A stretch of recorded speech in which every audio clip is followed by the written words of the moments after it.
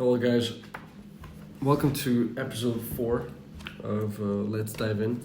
This time it's going to be my book, but Victor is still here. So, Victor, if you want to say hi. Hello. I don't know anything about this book, but it looks interesting. The book is called Made to Stick, and it's about why some ideas survive and others die. It's written by Chip Heath and Dan Heath. The book itself, I like the way it's separated.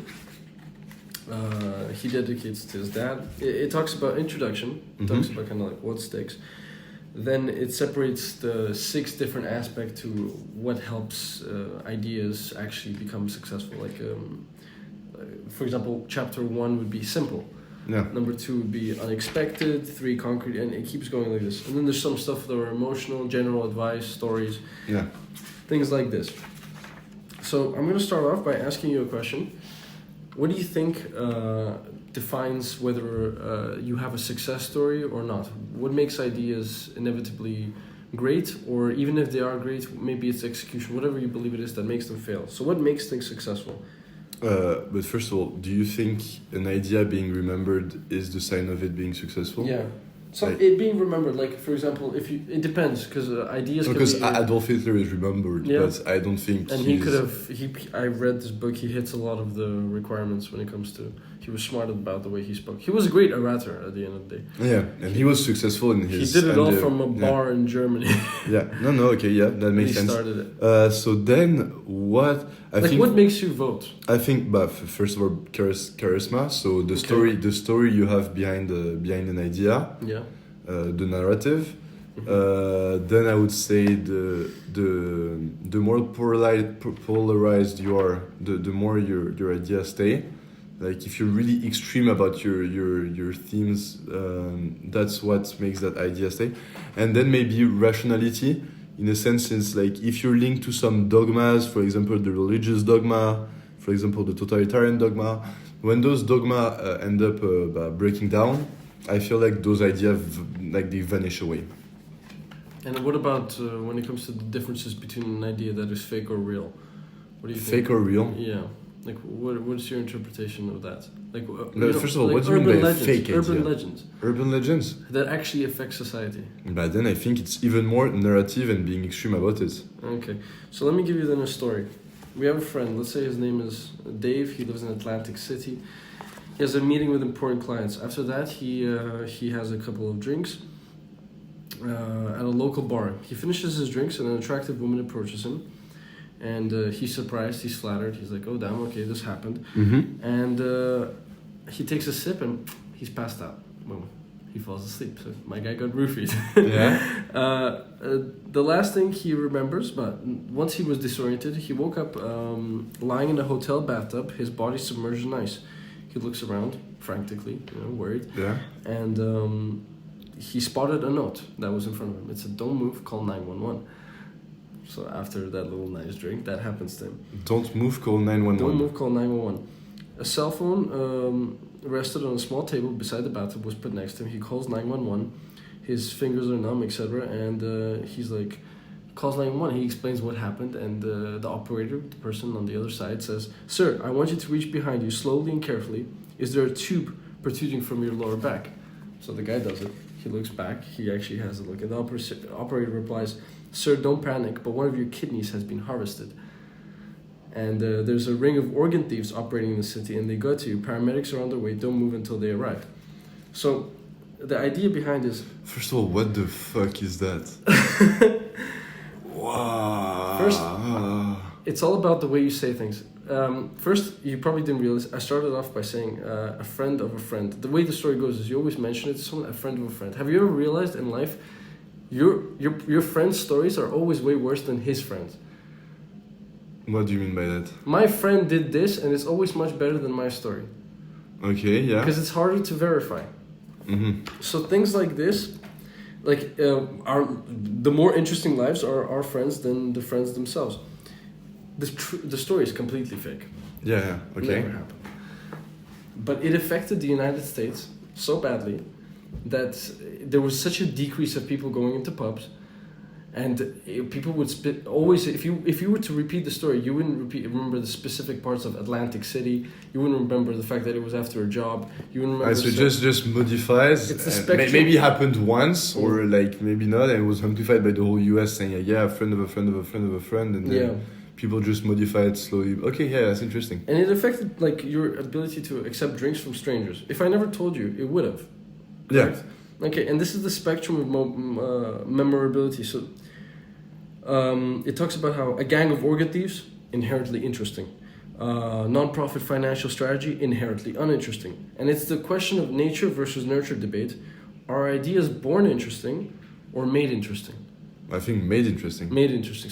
So you're very much, and this is good because this book is nurture. It doesn't talk about how we're born. It talks about how you make what experiences we have in life and how it leads to Because basically, like anything that happens throughout your day, you can romanticize it and make it like funny. Yeah, and the question inevitably is: so how do we nurture our ideas so they'll succeed in the world? Because many of us, it's true, we struggle to communicate ideas effectively, and to get our ideas to actually make a difference. Mm-hmm. So, a biology teacher will spend so many classes explaining mitosis and only 3 will actually understand it. Yeah. So it's... But yeah, I think the medium by which you transmit your ideas is also really interesting and really important. For example, I'm going to give you an example because it's something I even told you to watch 2 or 3 days ago. You remember that Lex Friedman podcast with John Mersheimer, the guy that talks about international relations? The first 1 hour of the podcast is about everything that we covered in international relations theory last semester. So there's everything. There's offensive realism. There's the 3 main ideas in liberalism. There's basically all our class of last semester. And this is this brilliant politician theorist, and he talks about it so nicely that I was not far away from sending it to a teacher, the link, and was I think this is interesting material to maybe interact with the students. You watch 10 minutes of the podcast, then you reflect about it. And so I think, maybe not the whole class, but I would be way more interested in seeing this conversation with Lex Friedman and that interesting historian. Talk about this, debate about it, apply it to some real conflicts like Ukrainian war, Israel-Palestinian conflict. And so the medium by which you transmit your idea, in my opinion, is something really important. Yeah, no, I see your point. This is what the book kind of talks about. It talks about changing the way you sell something or you do something to fit the person. For example, there's this other story about this guy with popcorn. He worked in a company and they were trying to, they worked and they researched how popcorn was terrible for you. Now, the typical human being requires 20 grams of saturated fat each day. This is the limit. 20 grams. 20 okay, grams. This is a recommended amount. A typical bag of popcorn, just a normal bag, is 37. Okay. So pretty much double. Times 2, yeah. Yeah, and the culprit was coconut oil. It smelled nice, had a nice aroma, but whatever. That was the problem. No one gave a damn about the 37 grams of saturated fat. If I was to tell you, it's double, people would always compare it. But it's bad, but is it as bad as smoking? Or is it as bad as this? But this is... And sometimes being too scientific or too rational doesn't work on people. So it surely doesn't work at all. They want comparisons. They want. And they tried both. So this guy, his name was Suleiman. He did the 37 grams of saturated fat, blah blah blah. Completely failed. No one gives a shit. No one gives a shit. And then he says, a medium-sized butter popcorn at a typical neighborhood movie theater contains more artery-clogging fat than a bacon and eggs breakfast, a Big Mac and fries for lunch, and a steak dinner with all trimmings combined.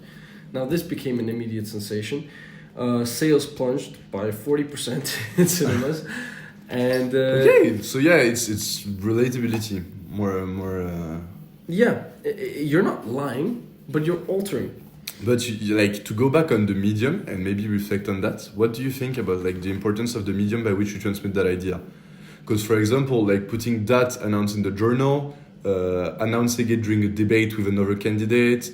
I think the way you give your ideas is really I don't really know what role it plays, but the medium you use, for example, a TikTok video is not going to have the same impact on your brain than a YouTube video. That's not going to have the same impact as a film, and so I think transmitting ideas is really particular to each medium. Yeah, I don't know. It's all, but then it begs the question: how could a false idea displace a true one? For example. The Kentucky Fried Rat. Have you heard of this expression? Nah. True, but any tale that involves rats and fast food is on fertile ground. Does that make sense? No. Like Kentucky Fried Rats, but at the same time, really any tale that involves rats and fast food is done on fertile ground. To give you another example, Coca-Cola rots your bones. This fear is huge in Japan. But so far, the country hasn't experienced an epidemic of gelatinous teenagers. And it keeps going. But I don't understand like what it does to your brain. Like it's a false idea and no one gives a shit. And but these are ideas that people genuinely. For example, but you know this one for sure. You only use 10% of your brain. Yeah, that's not true. But if this were true, it would certainly make brain damage a lot less worrisome. Yeah. You know, like sticky ideas. They can be urban legends. They can be fake. Yeah, but the thing is to go maybe a bit further. Do you want to pursue sticky ideas that's like no one that are not relevant or that are not like? Is this something you aspire to? Like have sticky ideas that just? I want to have sticky ideas that actually. I think sticky ideas with something purpose are very important. But I'm just giving an example of how... But so do you think like using the same fallacies as, for example, by the 10% of the brain one, I don't know which one they use, but using the same type of fallacies to transmit like sticky ideas for a greater good, like is it possible? Say it again.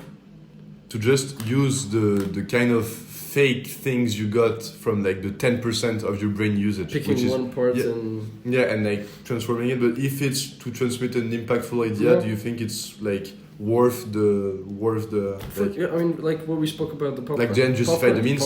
Popcorn is terrible, and but it doesn't work telling people 37. So you, and now no one uses it. But it's like a lot of people. Nostradamus, but his prophecies are read even 400 years after. And I'm sorry, but it's fake. Huh? He uses a lot of our stuff. It's like when you read things astrology. It's very it fits. Anyone, it just says these specific things that. But I think you know what, like even if it's totally fake, we should give him credit because, like he had the psychology. He was like early enough in psychology to be able to fuck everyone. Yeah. Like he was advanced. Like what's in your book? He used it at the time. No one knew or theorized it. Do you understand what I mean by that? Yeah, like a lot of the time there's lies. I mean, there's another one here. It's about this family who was trick-or-treating and again, but this was kind of an accidental, I guess it was a good thing but also a bad thing. It was these kids, they died from candy.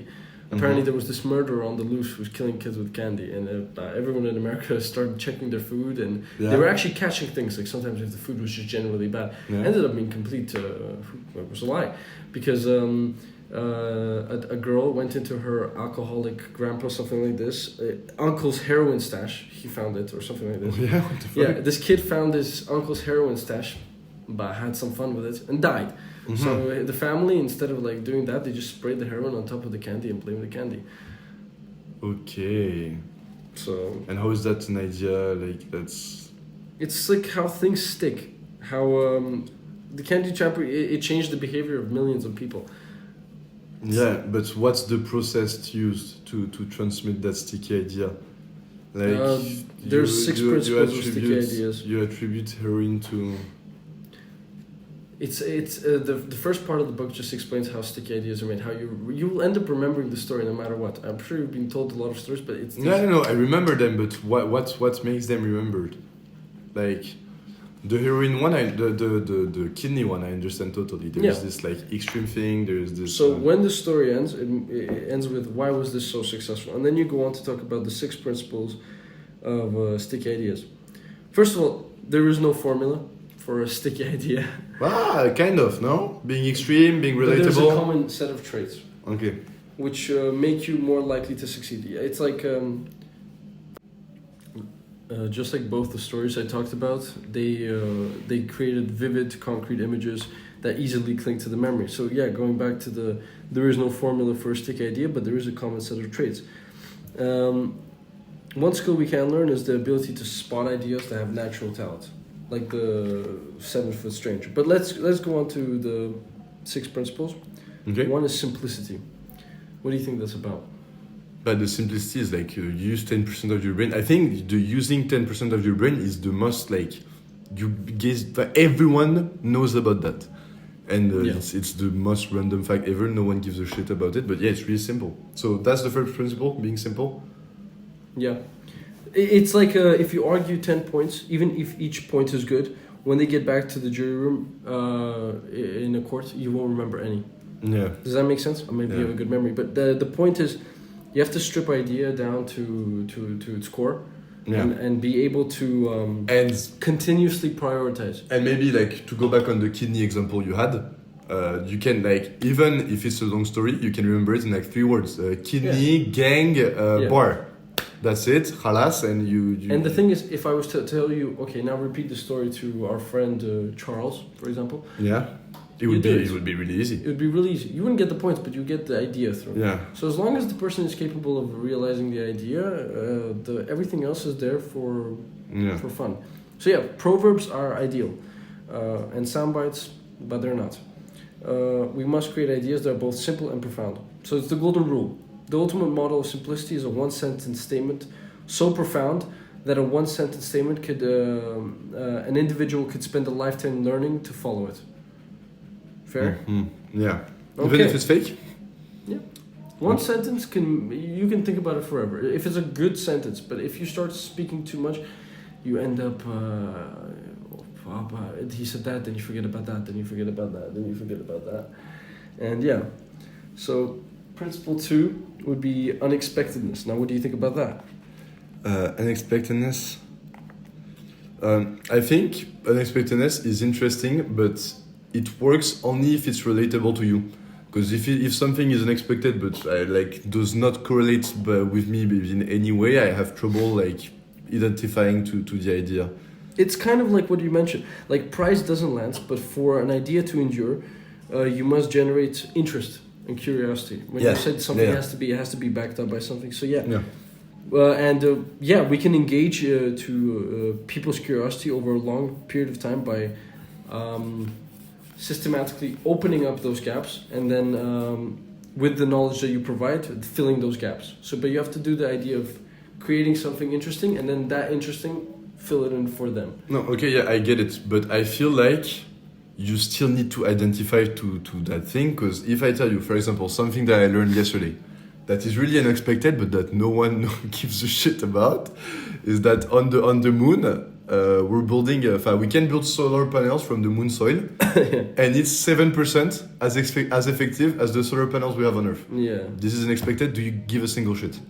No. Yeah, exactly. No. So I feel like even if that unexpected criteria is a big one, you need to have that kind of I identify myself to that idea, and like the brain, everyone has a brain. The kidney, everyone is afraid of losing his kidney. But nonetheless, they will remember it. Are you gonna remember that tomorrow? We'll run a test. Next podcast, I'll ask you that question. I will.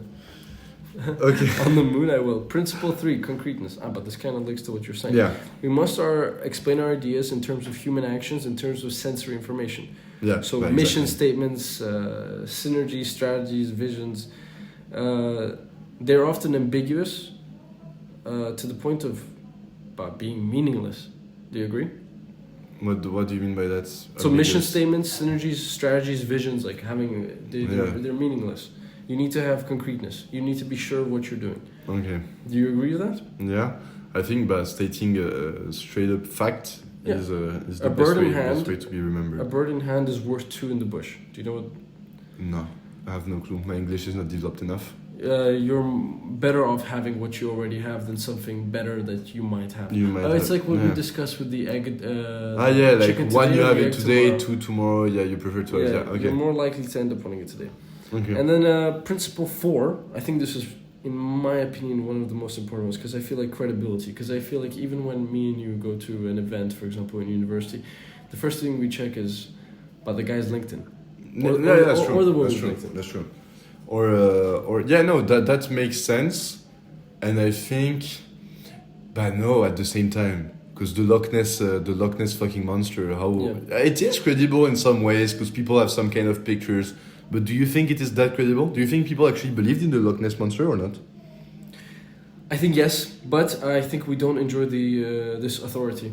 We don't allow people to have an authority over us. Like we trust surgeons or former surgeons for public health issues, but No, yeah, but we do you don't think enjoy people this believed in the Loch Ness monster? Like, how is that credible? Do you think it's like it ticks that credible fucking I think again box? it's something that ticks certain principles that I'm discussing, and it stayed. Mm-hmm.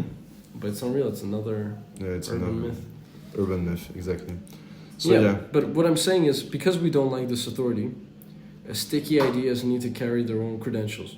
We need ways to help people test our ideas, sort of like try before you buy. What does that mean? I mean, you have a Spotify account for a month and you pay one after 1 month. Yeah, but how does that link to the transmission of an idea? Because you're credible. When you're doing something, you have to give a try before you buy. You have to let them experience it. You think you need to be credible to have authority to transmit an idea? I feel like most of those.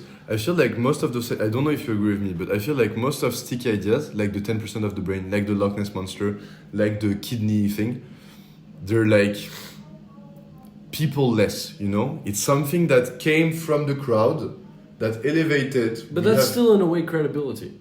Nonetheless, a lot of people that's credible, agree on but something, I think credibility. this is more credible than one really important person saying it or one really 100%. authoritative. Like I feel like something just emerging from the crowd is kind of. I mean, yeah, it's the book kind of talks about this in a way. I don't know if I can correctly express it. Yeah. But it's how a virus works. It goes from a small group and then it transfers to a major group and it goes. But you need to hit that major group. So in this case, the same thing. You need a lot of people. The virus needs to be good enough to be carried, and the 6 principal traits that you talk about are defining those traits. Exactly. And yeah, it's kind of like okay. When he talks about try before you buy, philosophy for the world of ideas, when we're trying to build a case for something, most of us instinctively grasp for hard numbers. We kind of spoke about this in the last one, in our last podcast. But in many cases, that is exactly the wrong approach. In the sole U.S. presidential debate in 1980 between Ronald Reagan and Jimmy Carter, Reagan could have cited innumerable statistics demonstrating the sluggishness of the economy. Instead, he asked a simple question. So instead of giving... Yes, facts. He asked a simple question that allowed the voters, again, like I said, to test themselves. Before you vote, and this links to what you said about Obama, before you vote, ask yourself if you're better today than you were 4 years ago. Okay, so that appeals one on the negativity and negativity bias and nostalgic bias. He won. And two, yeah. Okay, but what, in your opinion, is the thing that makes people that not understand about complicated statistics? It's because sometimes you start, like for example, the one with the popcorn. You're like, it's 20, but this is 37. But then when you start telling them things like, oh, this is one Big Mac, on top of fries, on top of a steak, on top of this, people, they are able to. Oh yeah, but I eat. Okay, but do you think that's okay, or do you think we should aspire to be able to understand numbers? For example, the economy, it's too much to discuss. This GDP, this per capita, it's too much. If it's something like it increased by 1,000,000%, that's interesting. Yeah, or like poverty was 67%, 67% like 7 years ago, and now it's 62. Do you think? Because like I saw something, but it's about the second part of the book that we'll talk about next episode. That talks about how humans are really, really bad at grasping statistics, small statistics especially. Like most of you, if you try at home, the difference you do in your brain between a 0.01% chance of something happening and a 0.0001% chance of something happening, do you see a difference? No. Like 1 in 1,000, 1 in 100,000, like in percent, if you sit down and think about it, yes. But most people don't. Most people, especially, for example, in the Reagan situations, they hear it and people like to question themselves. Yeah, and they're like, 4 years ago, I had more steak in my meal. And yeah, no, but that's normal. It's playing around with human psychology, and it's much better to do that. You might have 1 point. Well, you and someone have 1 point, and you just give your point across in a completely more interesting way that appeals to the audience, and you win. And you need to. But So these I six think principles are that very works to emit an idea, but also in a debate, like being simple, credible, like the in general, like you can emit ideas during a debate or during something like that. Like those principles apply to everyday life, like to convince people. Yeah, in general. everything. Concreteness, like I said about Reagan, even credibility. When I said about concreteness, speaking concretely, in my opinion, I don't know if you agree, is the only way to ensure that your idea will mean the same to everyone, or at least kind of Most of people, you have a common ground. a lot of people. Because if you but and then someone else you're but and then your idea, now it's not an idea, now it's just But I think, first of Cloud. all, if you go too complex in the way of emitting your idea, the person in front of you can just fuck you up by like one question or one simple like statement. So I think staying concrete in most of the things you say is really important. Yeah. Yeah. Okay. Principle 5, emotions. So to get people to stick to your ideas, you need to make them feel something. So in the case of the popcorn, it was fear. Yeah. Yeah, and gusted bites, unhealthiness. 37 grams wouldn't work because numbers don't affect emotions. Yeah. So, research shows that people are more likely to make a charitable gift to a single needy individual than to an entire impoverished region. Yeah. You're more likely to give someone on the street saying, but I'm suffering, than to an entire region of people who are in a famine. Why? Makes no sense. It makes no sense. Makes no sense. But I it think makes sense. that's also about a book that we might talk about later of Schopenhauer, The Art of Always Being Right. It goes back to this concept, I think it's in Latin, it's called the ethos. Ethos, yeah. A rhetorical or written technique that appeals to an audience or reader's ethics. I think actually you can play around widely and with a lot of flexibility with ethos, because basically, but ethos, pathos, and logos. I think. Logos. Yeah. But I think ethos and transmitting your ideas efficiently, like your 6 things, is something else than logic. Like it's not the same. It's logic can be efficient if you also apply those 6 principles to transmit those logic ideas. I think combining all 6 principles, we'll get to the 6th one now. Combining it efficiently and picking out, I think if you kind of distribute them fairly, I think some are more important than others, but your point will come across much better. And this is what defines between a person who starts something and another person who starts something and the other person is more successful. I think that's why populists are doing great at the moment, because they understand perfectly those rules. book. Because they read this book and they understand the rules better than someone that tries to stay in the path of like being always logic, being always rational. If you use those techniques, and you should, even if you're a rational human being, you're at the end of the day more likely to transmit an idea. Yeah, they're very good at it. Sometimes like concentrating on a specific person is very, it fits. Like perfect example is Trump, when they were talking to him about you called women this, that, and he was like, only Rosie O'Donnell.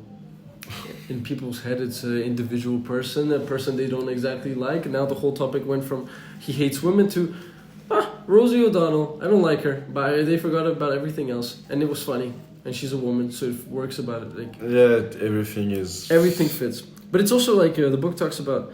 Yes, in the story for the popcorn, it was the emotions were just fear.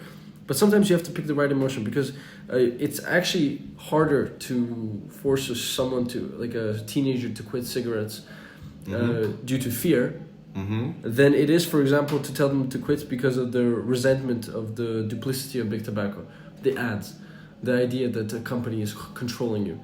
That actually affects a teenager a lot more than it would be by your dying. Okay. Yeah, so playing on human psychology. Human psychology and emotion, but it's also about being smart enough to identify exactly what you want to touch. Sometimes fear is not the best thing. Okay. Sometimes it's ego. So I think for the entrepreneurs we have right there, for the aspiring politicians or founders that are here, before a pitch, before a debate, the key vectors of ideas you want to transmit, I think you need to identify to which type of psychology and emotions you want to appeal. Write that down and understand like your line of questioning or line of debating or line of pitching has to be like in line with aligned with that emotion. I think that's a good exercise to do. Yeah, and stories. That's the sixth principle. Like, how do we get people to act on ideas? We tell stories, and by doing so, we multiply our experiences. And after years of us hearing stories, we have richer and more complete mental catalogs of critical situations. And stories actually teach us much better. Explaining something as, but don't do that, but explaining it with a story, much more effective. Yeah. So here are your six principles. Hearing stories is, it's like a mental flight simulator. That's true. Makes sense? No, actually, it's VR without VR, you know, like you're just picturing those concepts, those things. I agree with you. And after all of this, so I'll go through all the principles again. We have simplicity, unexpectedness, concreteness, credibility, emotions, and final but not least, stories. Sounds simple. Do you agree? I feel like it is simple if you take all the time. This, if you take the time to do so, it is simple. Less than 2 pages. Yeah. About 3 pages. Okay, so what are the other 99 pages or 200 pages about? Actually, the rest of the book just goes into each one, but deep. Okay. Very deep. But why is our life filled with more process memos than proverbs? Why is our life relatively commonsensual? Why are we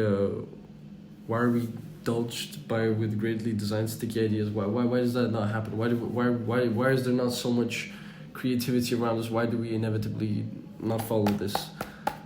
But I think we do follow this, otherwise politicians would not be politicians. But why are the rest of people so affected by it? Why do people not apply it so much?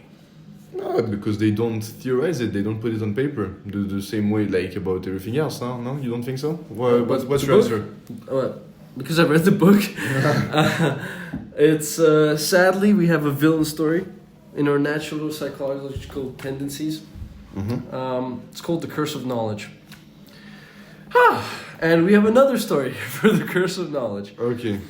Elizabeth Newton. The curse of knowledge. The curse of that knowledge explains why we don't apply those 6 principles, right? The curse of knowledge is where the story becomes sad. Yeah. So is everything goes downhill. Yeah. Okay. Yeah. In 1919, Elizabeth Newton earned a PhD in psychology at Stanford. Stanford. Good. And she designed a simple game where there were tappers and there were listeners. And the list of 25 well-known songs, so Happy Birthday to You, The Star Spangled Banner. Have you heard of this experiment? Yeah. You have? No. Oh, okay, so, so that was a lie. Great. So, tappers, they tap. Yeah. Listeners, they listen. Mm-hmm. The listener's job, you would have 120 songs. Listeners guessed the listeners by the end of it. So, for example, we have, I told you play Happy Birthday to You. Okay, now if I wasn't to tell you that, for example, I have no clue. You have no clue, yeah? Okay, listeners, so you in this case, guessed only 2.5% of the songs. So out of 120 songs, this was 3. Yeah. So for the record, what was the song that you were trying to tap right now? I kissed a girl. That's way too specific. But well, my bad. Okay, I'm okay. So listeners, let's make it less specific. You know what? Just to prove my point here. This is getting too specific.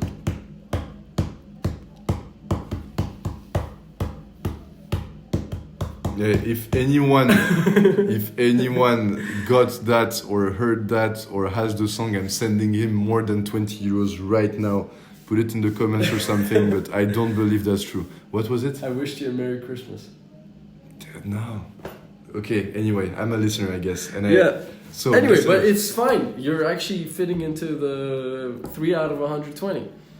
So why is this actually worthy of dissertation? The lady, so Newton, yeah, she asked the tappers to predict the odds that the listeners would guess correctly. Mm-hmm. Do you want to? How many did you think they were going to get that? But who are the tappers, first of all? You did not define them. Tappers is me. I'm tapping. I have a song in mind. I have 120 songs. I tap it. Okay. So me as a tapper, I predicted that you would get 50% of my songs. And so the truth was way less than that, no? Yes. The tappers got the message across 1 in 40 times. But they thought they were getting it in 1 in 2. Okay, no, I think this is a really complicated story, huh? You should apply also the 6 principle when you tell one. I'm sorry. But this yeah. is a source of bizarre Morse code. Basically, like to tell me if I understood well or not, there is a big gap between the perception that the tappers had of like the way they were producing their song and the people were gonna guess it, and the actual listeners that were just not guessing shit. Okay. Yeah, and this is the curse of knowledge. So to define it for our listeners, okay. If you already know this is the what curse. you want to transmit, you have trouble like conceptualizing how people are gonna get it. If I told you, but I kissed a girl and I liked it. Mm-hmm. Kissed a girl. I liked Yeah. Okay. Now you're like, but yeah, of course, it makes sense. I get a girl and I liked it. But your knowledge is cursed, and then it becomes very difficult to share knowledge with others. Because we can't recreate our listener state of mind. It's about the idea of, it's like teachers. That's why so many of them are not that good, and that's why they're so but bad. I think what defines successful people, successful entrepreneurs, and successful like people in general, is the ability of putting yourself in the other shoes. Like, is the ability to imagine what the other is in the position right now. And it's totally right that but if they don't have the knowledge, you should act like you don't. Do you get what I mean? That's what the book talks about. Yeah. Like teachers, they struggle to teach because they don't put themselves in the students' shoes. When you teach something, but this happens very quickly. I can bring an example from my own life when I was doing higher level mathematics back at school. Back in uni. And a week before I was teaching it to my friend, Mm-hmm. I had no idea. Yeah. After learning it, I thought he was an idiot. Yeah.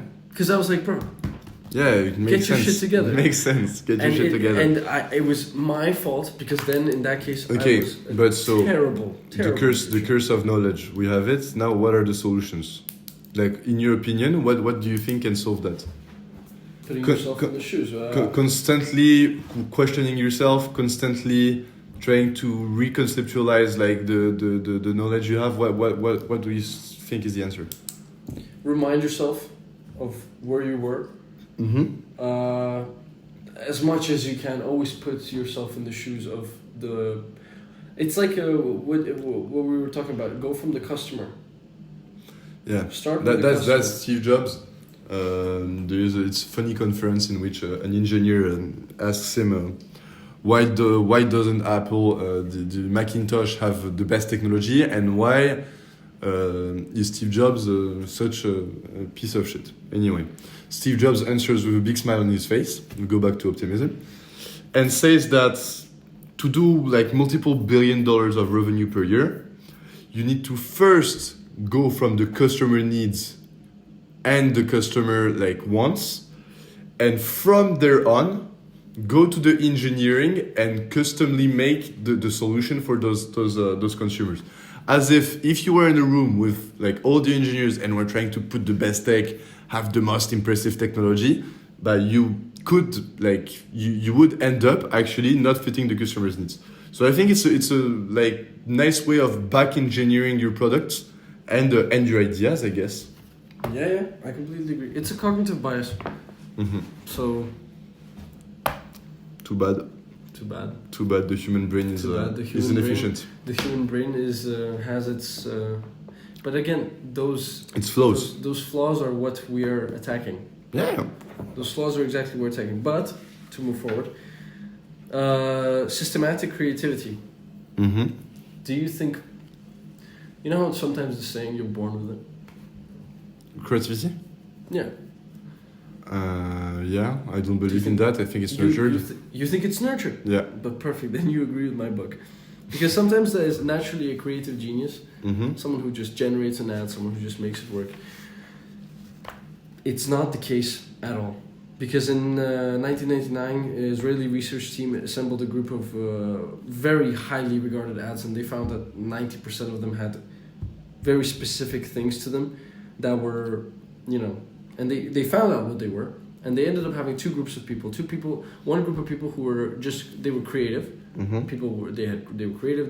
They had a reputation of being creative, and a group that wasn't so creative, but had spent 2 hours teaching it. Yeah. After having this survey, those people who were taught 2 hours of all the aspects, did a better job. A much better job. Yeah, and I think creativity is something that you're born with. I think there's like the same way as many things. There's a small factor of genetics, of etc. But most of it is your education, your environment, the way you evolve, the way you talk to people, and the way your parents like teach you. And yeah, I think most of the traits you have, except from your hair color, maybe eye color, is nurtured more than natured. Yeah, no. When I read this, the thing that came to my mind was even like, I don't know if you know this, but actually height is nurture. Height is nurture? Mm-hmm. Okay, I didn't know about that. So that's something interesting to know. But yes, overall, from everything I said, do you have any disagreements? Do you think? No, I think it's pretty clear, but I feel like we didn't emphasize enough on solutions. Solutions, like how do you, for example, concretely, like how do you say that? How do you actually apply those 6 methods? And do you want to go through them step by step? I think at the end, like in maybe 10 to 15 minutes, we could go one by one at the end. We can do it now. You can do it now? We can do it now, and then I can kind of link it. Simplicity. Okay. How do we find the essential core ideas? So for, like I mentioned, proverbs. Mm-hmm. We must create ideas that are both simple and profound. So how do we do that? Being simple and profound. We look at ways to make things more appealing to the masses, like the remove average the population. numbers when you're speaking about something. Remove numbers. First thing, be appealing. But that's another thing. But staying simple. Maybe not going on a rampage for like 10 making sure when 10, you're doing 10 sentences. sentences. A pitch is never longer than 5 minutes. A pitch is never longer than 5 minutes. Yes, things like this. In other aspects, what would it be? Yeah, no, but like that's the thing. Even when you're debating, if you're debates, you don't want to. Sometimes you want your whoever you're opponent debating is. against. You want them to be lost in everything you said, so they kind of get confused in their response. Mm-hmm. But at the same time, giving them concrete things, it makes them feel and I think if you try to lose your opponent, you lose the audience. You lose the audience with it. Yeah. Okay, so simple.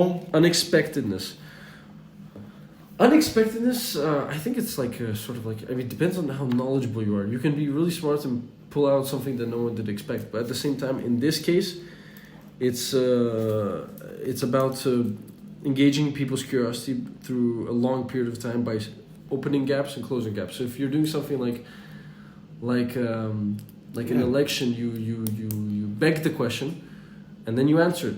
Yeah, you put the system in question and then you find the solution. Yeah, you like what every politician nowadays does.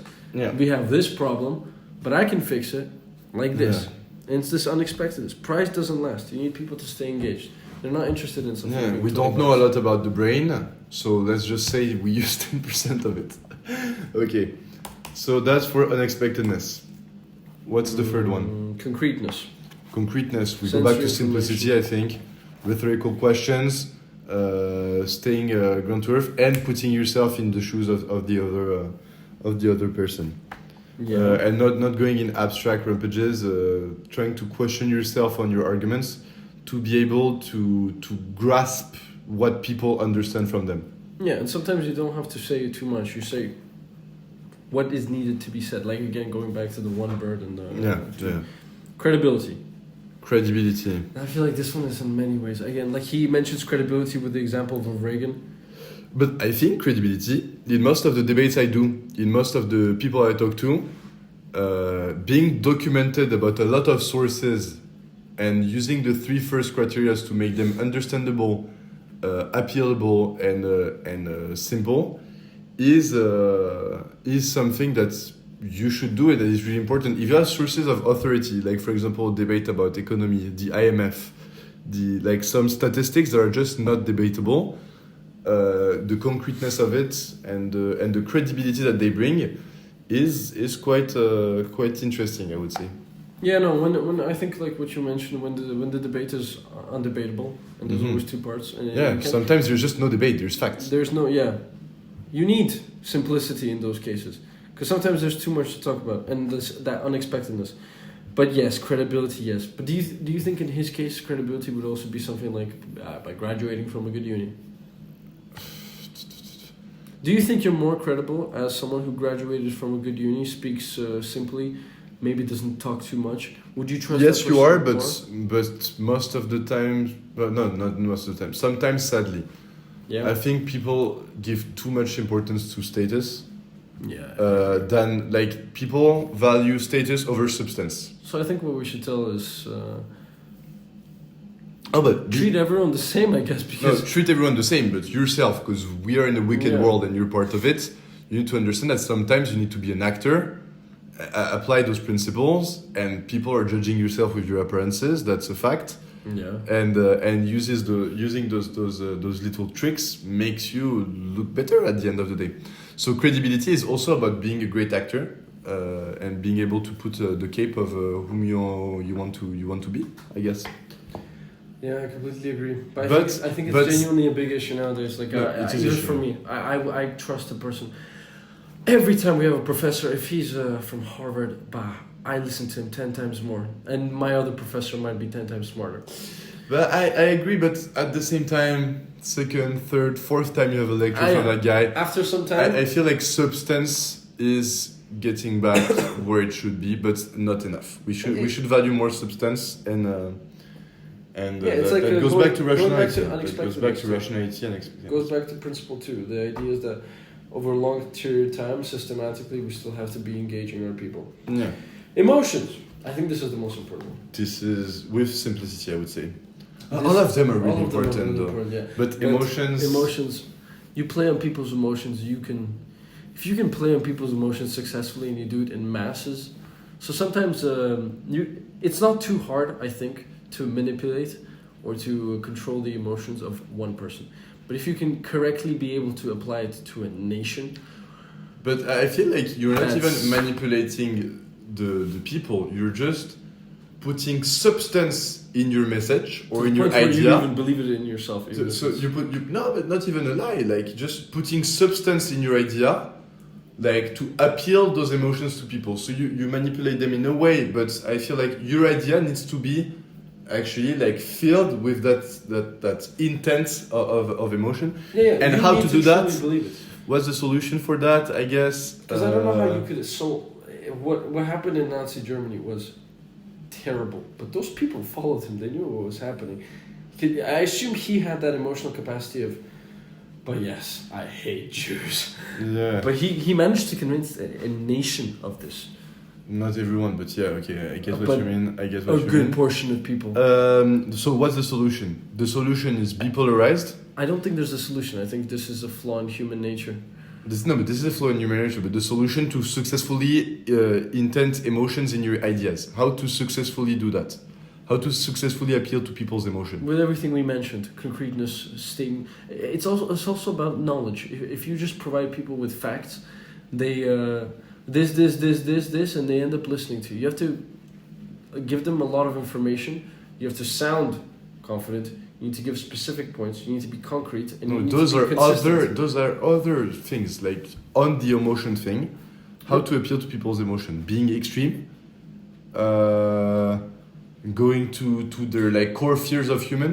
So you have to maybe- go with, you have to find the main problem, in my opinion. And in the case of Nazi Germany, it was the fact that they were being bullied by the rest of Europe financially and all those aspects. So he created this hate. Mhm. But- And now, where do you direct the hate? and then how do you direct that hate? How do you create a movement? Mhm. And that's what he did. I mean, Yeah. pretty much. And populist leaders still continue to do it And people these days. continue to do it these days. Okay, so emotions more or less answered. And stories. I And just what's used it. stories? I just used it. Yeah, stories. But yeah, it appeal. People will much. Be You much understand more, it better with a real story than. Yeah, but to go back to like emotional, Mhm. don't mess with Texas is something that happened here. What? Don't mess with Texas was a thing because people were throwing around in the actually United States was a major problem. They were spending $25 million more, and they had a 12% increase every year in spending when it came to just trying to decrease the amount of garbage being thrown around. Yeah. It wasn't working, and the thing that fixed it was emotion. They played on the big Texas ego. I'm a man. So, and on the fact that they were Texan. So what they ended up doing is they ended up getting this Randy White movie and a very Texas guy to appeal to the men, because the men, they had no incentive to do it, but there was no financial reason, there was nothing. So basically you take Chuck Norris, and what do you do with it? You do this. Too Tall John steps towards the camera and says, "You see the guy who threw this out the window? You tell him I got a message for him." Randy White steps forward with a beer can and says, "I got a message for him too." And off-camera voice asks, "What's that?"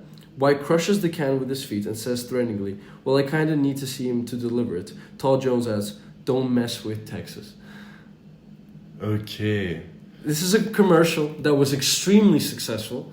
So basically saying that Texas streets is like Texas, and that people like throwing their garbage are messing with the state. You're messing with America. With their pride. Yeah. And it worked. You didn't invoke fear on them. You didn't, because it wouldn't work on Texans. It wouldn't. You telling them you're gonna go to prison failed. But so at the same time, you antagonize someone that is not from Texas, apparently, that throws something on the ground. But these ads were shown specifically in Texas. Yeah. And so I think what you try to do by by there is that you're antagonizing someone that does a bad action, and therefore that action applies to Texans as well. So yeah, that's really interesting because you use the story, you use the emotions, you use the credibility because it's a big man, and yeah, okay, it makes sense. It makes sense. But I find that to be so interesting, like that actually worked. Yeah, but most ads appeal to emotions in a sense. But this one was creative. You played on their ego. Nothing worked. Fear didn't work. Nothing worked. And this was perfect. You played on their manliness. Because the problem was men driving their trucks and throwing those cans. Yeah. Okay. And that idea stuck.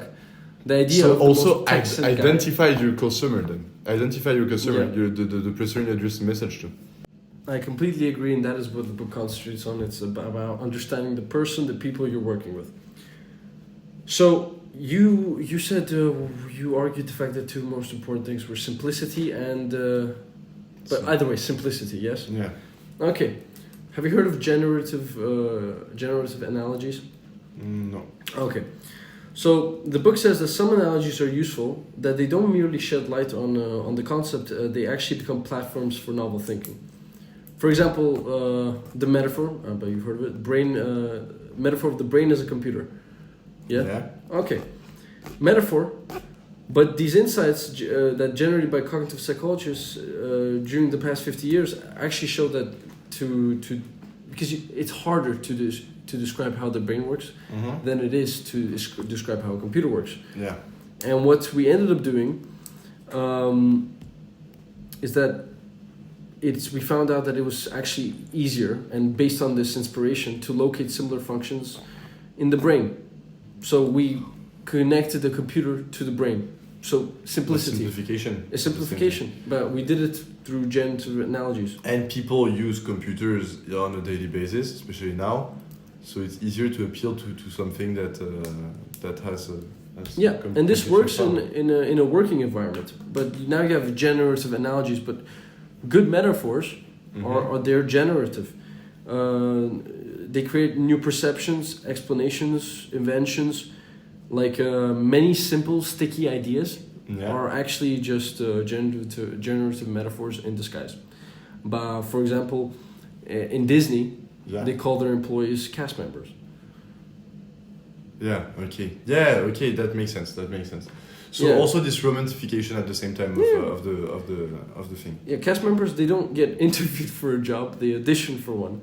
When they walk around the park, they're on stage, and they're not people visiting Disney. They're not customers. They're guests, jobs or performances, and actually, just this thing that Disney did changed everything.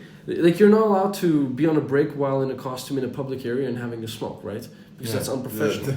That's no actor. Mikey Mouse. Yeah, was saying that's about. unprofessional. So doing these things helps these like even like Subway. They're not those. They're like those sandwich people. They're sandwich artists. The people who make food, they're called sandwich artists. What they're cooking is art. Yeah. And it affects them. It actually proves every time. Yeah, it's the spirit of the environment you're in. Yeah, the I think Disney is really good at that in general. It's probably the best. Yeah, these individual expressions, they help. They boosted individual expression. They allowed for a more personalized experience, and yeah, that's the power of simplicity. They substitute something easy to think about for something difficult. I think simplicity is the most important. Anyway, I think I'm gonna read that book because it's actually quite interesting, and I want my ideas to stick. It's a lot of stories in this book. It's never ending with the stories, and it gives you a lot of descriptions. I mean, the guy exaggerates a lot on the importance of stories, so it makes sense to why everything in this book is a story. So I think if you read this book, you have unlimited conversations over the table that you can tell people. Just tell them that you experienced them. But maybe not the one with the kidney. with the kidney. But it's definitely an interesting one. It's definitely an interesting one. And I think applying those principles will actually change the way people perceive you, in a sense. And trying to implement them regularly puts you in that sense of habit. And after that, after the nurture happens, as the book says, it's not bound to happen. Like, you can learn it, you can do it yourself, and hopefully your ideas will be made to stick. Thank you very much, guys. Do you want to add something? No, that was pretty much it. It's a great book to read, and it highlights the importance of doing the right things to make your ideas stick. And think about it actively, because like throwing ideas out there is sometimes not the best thing to do. Yeah. Thank you very much, guys. It was the 4th, I think, episode of Let's Dive In. See you next time for Enlightenment Now.